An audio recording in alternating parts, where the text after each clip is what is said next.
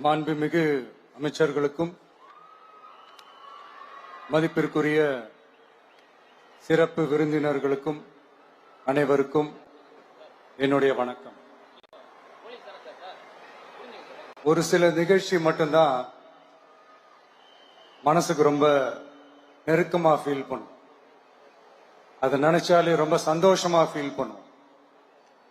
அப்படிப்பட்ட ஒரு நிகழ்ச்சி தான் இன்னைக்கு இந்த சிங்கப்பெண் சிறப்பு படைய தொடங்கி வைக்கிற இந்த நிகழ்வு.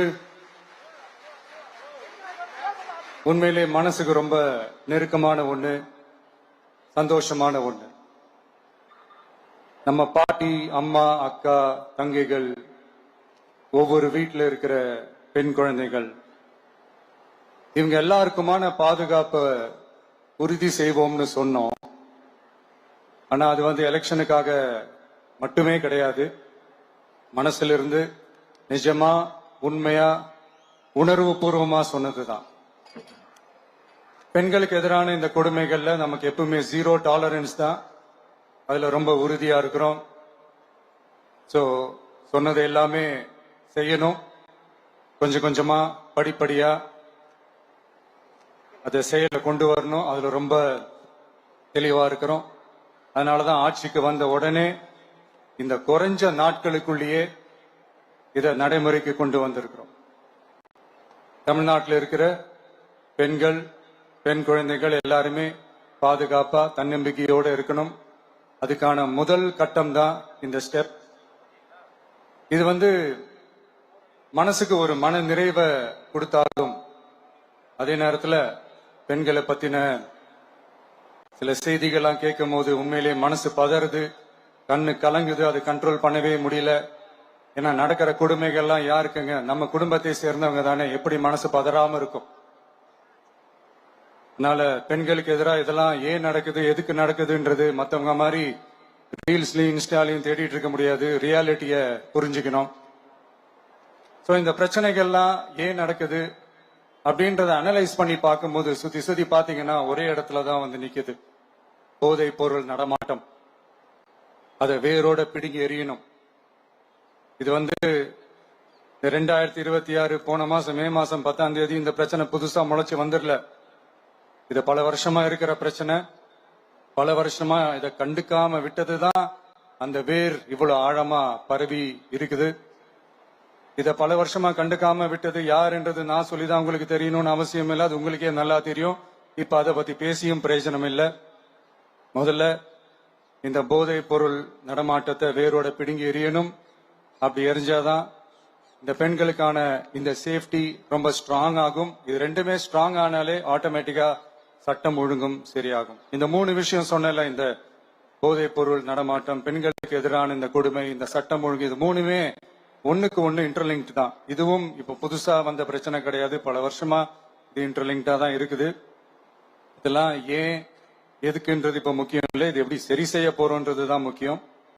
பட் அதே நேரத்துல இன்னொன்னையும் நம்ம மனசுல எடுத்துக்கணும். இந்த பெண் குழந்தைகளுக்கான இந்த பாதுகாப்பு இது வெறும் சட்டம் ஒழுங்கு சம்பந்தப்பட்டது மட்டும்தானா அப்படின்னு கேட்டீங்கன்னா இல்ல. இது சமூக ஒழுங்கும் சம்பந்தப்பட்டிருக்கு. சமூக ஒழுகல தனி மனித ஒழுங்கும் சம்பந்தப்பட்டிருக்கு. தனி மனிதன் ஒழுங்கா இருந்தாலே அந்த சமூகம் தன்னால மாறும். ஒரு கட்டுப்பாட்டோட, ஒரு பொறுப்பா இருந்தாலே இது மாதிரி பல பிரச்சனைகளை நம்ம கண்ட்ரோல் பண்ணலாம். படிக்கிற இடத்துல, வேலைக்கு போற இடத்துல, டிராவல் டைம்ல, ஆனா டெய்லி லைஃப்ல பயம் இல்லாம மரியாதையோட நம்ம பெண்கள் வாழணும். அதுக்கான ஒரு அட்மாஸ்பியரை நம்ம கிரியேட் பண்ணணும். அதுதான் நம்மளுடைய ஃபர்ஸ்ட் டார்கெட்டு. இவ்வளவு நேரம் நான் இதெல்லாம் ரொம்ப சாஃப்டா சொல்லிட்டு இருந்தேன். ஆனா பெண்களை தொந்தரவு செஞ்சுட்டு அப்படியே எஸ்கேப் ஆகி போயிடலாம்னு நினைக்கிறவங்களுக்கு நான் ஒரு வார்னிங்காவே சொல்றேன். பெண்கள் பாதுகாப்பை டிஸ்டர்ப் பண்றவங்க யாரா இருந்தாலும் அது சகிச்சுக்கவே முடியாது. அவங்களுக்கான தண்டனைக்கான அந்த நடவடிக்கைகள் எல்லாமே போலீஸ் டிபார்ட்மெண்ட்ல இருந்து ரொம்ப கடுமையான ஒரு தண்டனையா இருக்கும். கடுமையான ஒரு நடவடிக்கைகளா இருக்கும். அந்த தண்டனை, அவங்களுக்கான அந்த சார்ஜ் ஷீட் எல்லாமே ரொம்ப ஃபாஸ்டா, ஸ்பீடா அது செயல்படுத்தப்படும். என்ன ஒண்ணு, அந்த ஸ்பீட்ல நிரபராதிகள் யாரும் தண்டிக்கப்பட்டிருக்கூடாது. இதையும் காவல் அதிகாரிகள் மைண்ட்ல எடுத்துக்கணும். தப்பு செஞ்சவங்களுக்கு மட்டுமே அந்த உண்மையான கடுமையான தண்டனை கோர்ட் மூலியமா வாங்கி தரணும். அப்பதான் அதை பார்த்து தப்பு செய்ய நினைக்கிறவங்களுக்கு கூட தப்பு செய்யக்கூடாதுன்ற அந்த ஒரு பயம் வரணும். இந்த சிங்கப்பெண் சிறப்பு படைக்காக நம் அரசு சார்பாக முதற்கட்டமாக 354 கோடிக்கும் மேல நிதி ஒதுக்கப்பட இருக்கு. இந்த திட்டத்தோட இரண்டாவது கட்டமா இந்த படைக்காக மட்டுமே 2500 புதிய பணியிடங்கள் உருவாக்கப்பட உள்ளது. பெண்களோட பாதுகாப்பை ஸ்ட்ராங் பண்றதுக்காக மாடர்ன் ஃபெசிலிட்டிஸ் இருக்கிற வாகனங்களும் நவீன உபகரணங்களும் தொழில்நுட்ப சாதனங்களும் அலாட் செய்யப்பட இருக்கு. ஆல்ரெடி உமன் சேஃப்டிக்காக செயல்படுற அமைப்புகளுக்கு அடிஷனல் ஸ்ட்ரென்த் அண்ட் சப்போர்ட்டா இந்த சிங்கப்பெண் படை செயல்படுங்கிறத மீண்டும் வலியுறுத்தி சொல்ல விரும்புறேன். பெண்களுக்கு எதிரான குற்றங்கள் நடக்கிறதுக்கு முன்னாடியே அதை தடுக்கிற காவல் நடவடிக்கையில இந்த படை முக்கிய பங்கு வகிக்கும். ஃபீல்ட் ஒர்க்ஸ் அண்ட் பிரிவென்டிவ் ஆக்ஷன்ஸ்ல இந்த படை ஈடுபடுறதால அனைத்து மகளிர் காவல் நிலையங்கள் எல்லாம் வழக்கு விசாரணையிலும் குற்றவாளிகளுக்கு தண்டனை வாங்கி தர்றதிலையும் இன்னும் அதிக கவனம் செலுத்த முடியும். பெண்களை ஃபாலோ பண்றது, பாலியல் தொல்லை தர்றது, டார்கெட் பண்ணி திரும்ப திரும்ப தொந்தரவு செய்யறது, பெண்கள் கடத்தல் முயற்சி, பப்ளிக் பிளேஸ்ல அசிங்கமா நடந்துக்கிறதுக்கு பஸ்ல தொல்லை தர்றது, கூட்டத்துல பெண்களுக்கு தொல்லை தர்றதுன்னு இது மாதிரி தப்ப தடுக்கிறதுல ரொம்ப முக்கியமா இந்த சிங்கப்பெண் படை செயல்படும். பெண்களுக்கு எதிரான குற்றங்களை தடுக்க நடவடிக்கை எடுக்க இந்தியாவிலேயே முதல் முறையாக ட்ரோன் வாயிலாக பெட்ரோல் முறை அறிமுகப்படுத்தப்படும். நம்ம வீட்டு பெண்கள் அவங்களோட ட்ரீம்ஸ் அண்ட் எக்ஸ்பெக்டேஷன்ஸ் என்ன அப்படின்றத நம்ம அரசு நல்லாவே புரிஞ்சு வச்சிருக்கு. அது கொஞ்சம் கொஞ்சமா நாங்க செயல்படுத்துவோம். உங்களுக்கான மரியாதையும் தான், உங்களுக்கான அந்த கண்ணியமும் தான் நம்ம அரசினுடைய highest and most important priority.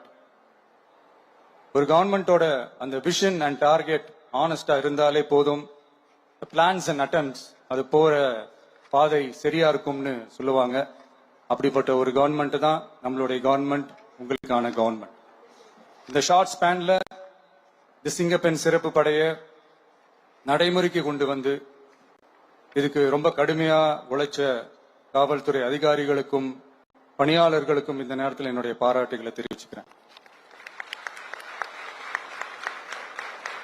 இந்த நேரத்தில் என்னை பொறுத்த வரைக்கும் ஒரு கவர்மெண்டோட முதல் சக்சஸ், முழு சக்சஸ் இன்ஃப்ராஸ்ட்ரக்சரோட வளர்ச்சியிலையோ பொருளாதார வளர்ச்சியிலையோ மட்டுமே இல்லை, அந்த ஸ்டேட்டோட பெண்களும் குழந்தைகளும் மரியாதையா வாழ்றாங்களா அப்படின்றதுல தான் அந்த கவர்மெண்டோட முழு சக்சஸுமே இருக்கு.